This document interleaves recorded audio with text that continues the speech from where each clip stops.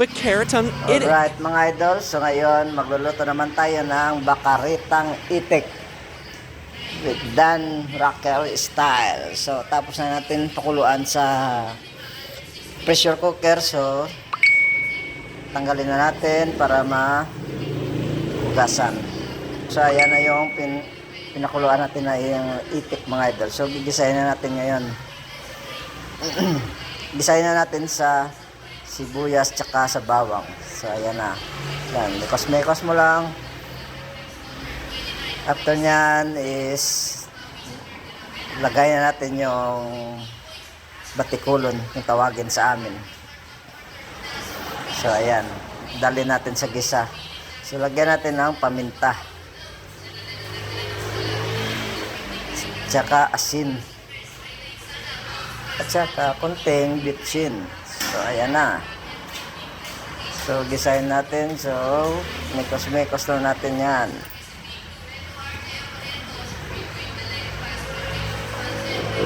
So ayan na yung tuwa niya. So mix lang ulit hanggang magpantay yung pinagtimpla natin. Tapos nyan, lagyan natin ng laurel, dahon tsaka buto niya. So ganun pa rin para bumango yung pating niluto. So prepare natin yung mga ibang sangkap mga idol.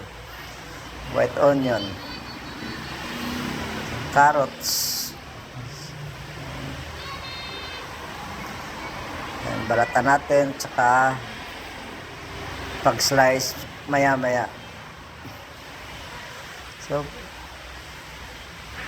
tapos niya yung patatas naman. Yan.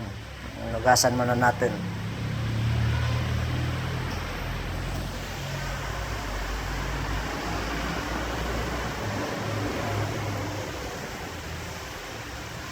So ayan na, na slice na. So buksan na natin yung pineapple in can. So lagay natin yung green peas doon sa pinagisa natin, yung carrots.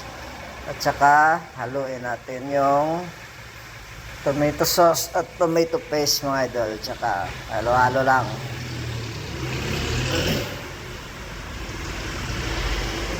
Lagyan ng konting sabaw, tsaka lagyan ng patatas. So paghalo ulit.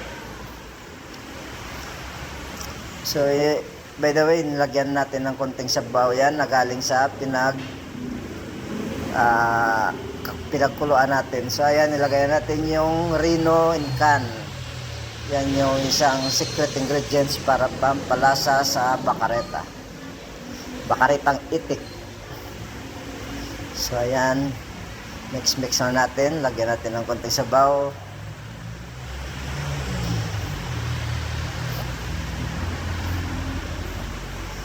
So pagkatapos nyan, timplahin na natin mga idol. Lagyan natin ng asin,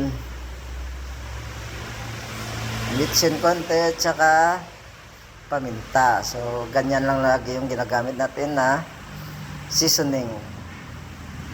Hindi na tayo doon gumagamit ng ibang seasoning dyan. So takpan na natin.